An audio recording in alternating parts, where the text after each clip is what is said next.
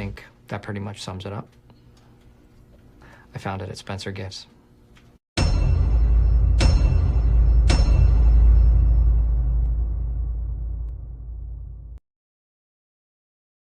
Or printer preparation pushes pages to perilously plummet. Peep the paper spam. Good job, Jeremy. You know what alliteration means. I'm so proud of you. I know this was all the way back in 2005, but is there any reason to have a no smoking sign this f***ing large in a very insular office space? And yet another sign by Pam? Have you really never seen no smoking signs inside buildings? This isn't out of the ordinary whatsoever. I've been at Dunder Mifflin for 12 years. Welcome to the wonderful world of fake documentary sitcoms, where breaking the fourth wall and exposition are no longer sins, but part of the charm and humor.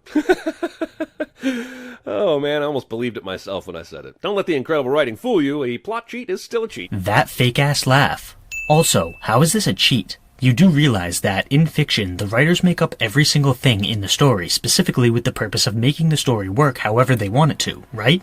There's no such thing as a plot cheat. There might be plot holes or inconsistencies, but you can't cheat when there aren't rules. A story can do anything the writer wants it to do. Also, why Dunder Mifflin? Why this branch? Oh, sure, I've heard the revisionist history that a former employee had committed suicide, and the documentary crew was there to film the co-workers' reactions. But aside from how dark that is for this show, it's never mentioned once in the very first episode. Wouldn't you think if that were the point, it might come up at least once in the interviews? I'm thinking it's more likely a convenient excuse for Jim to give knowing looks to the camera. And also because the Brits did it that way, and we wanted to show. The reason for the documentary is never explained, and that's not necessarily a bad thing. I mean, this is a comedy. Who cares why the documentary is being made at Dunder Mifflin? For all we know, the camera crew picked their company out of a hat.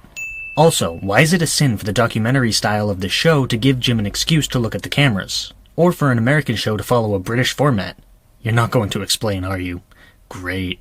I think that pretty much sums it up. One thing this show never does a great job of making you believe is that Michael Scott would be put in charge of f***ing anything. Sitcom rules and all, but even Married with Children made us buy that Al Bundy would occasionally be able to sell a pair of shoes. Jeremy makes a pop culture ref.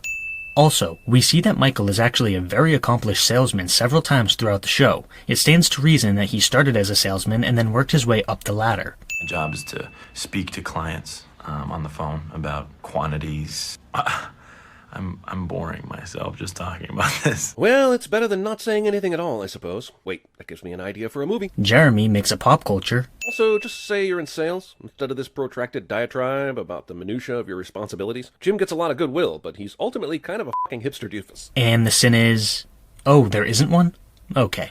Also, what's the dress code at Dunder Mifflin? Ann and Dwight wear suit coats, but Jim and Michael are in their shirt sleeves, and Jim always has that top button unbuttoned. I'm just wondering if this is as far as Jim's pushed that coat, or if he could show up in, like, a jockstrap and a t-shirt with no repercussion. You do realize that blazers are worn over button-up shirts, right? And that Michael and Jim both take off their blazers while at work? So, in other words, all the men have the same style of dress. The only difference is that some of them remove their blazers during the day. I still love that after 7 years. Yeah, but those ads ran until 3 years prior to this episode. And don't come at me with outdated, repetitive ad concepts for beer until you've seen that dilly-dilly bullshit. Notice how Jim said that he still loves the joke after 7 years, implying that Michael has been doing this particular gag for 7 years. The ads running until 3 years prior to the show's pilot is completely irrelevant. Hey, big queen. Oh, that's not appropriate. And yet, instead of immediately picking up the phone, Michael just leaves it on speaker, because situation comedy has to continue to mind the situation for comedy, I guess. That, and also this is Michael Scott. Do I need to say more? Look, I've been meaning to ask her one question. Does the carpet match the drapes? Oh my god. Convenient, inappropriate caller commenting on Jan is convenient and inappropriate. Sins for things being convenient in a comedy are really stupid. Yes, Jeremy, things are going to be set up and then have a punchline, because that's how comedies work. Who gives a shit if it's convenient or not? The next two sins in a row are both pop culture references. I'm Hitler. Adolf Hitler. We've got Hitler jokes, y'all. And the sin is... Oh, you can't think of one? Okay, then. Something just came up. 2 minutes. Thank you very much. Dwight, what are you doing? Look, I can't always defend Dwight, but I'd say he's put up with enough of this bullshit. Did you see how much of Jim's shit was on his desk? Does he need all those files for this one phone call? And how is that a sin of the episode? I mean, if anything, you're agreeing with the episode. 1 word, 2 syllables. Demarcation. Pretty sure that's 4 syllables. Well, I get this is probably part of the humor. I'm sinning this because I have to take the time to count that shit out. Admits that it's part of the humor, sins it anyway. Jim said mixed berries?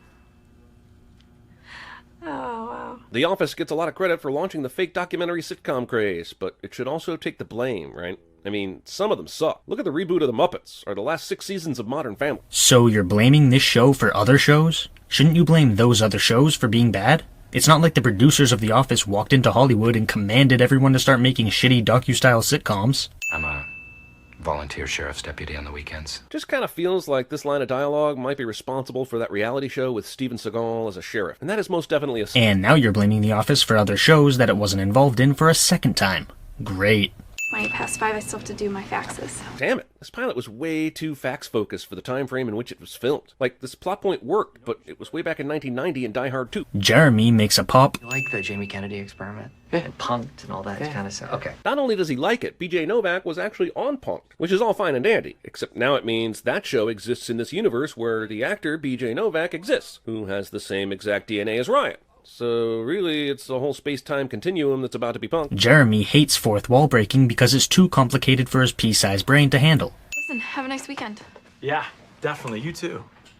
Enjoy it. Jim and Pam might be cute together, but will they or won't they storylines that go on for multiple seasons rarely are. Jeremy shares his personal opinion despite having the intellect of a brick ex machina.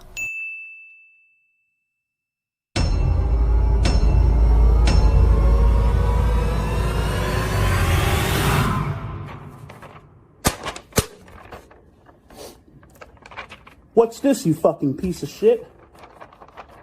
What's this? Huh? What's this, motherfucker? What's this? Huh? What's this? What the fuck is this, motherfucker?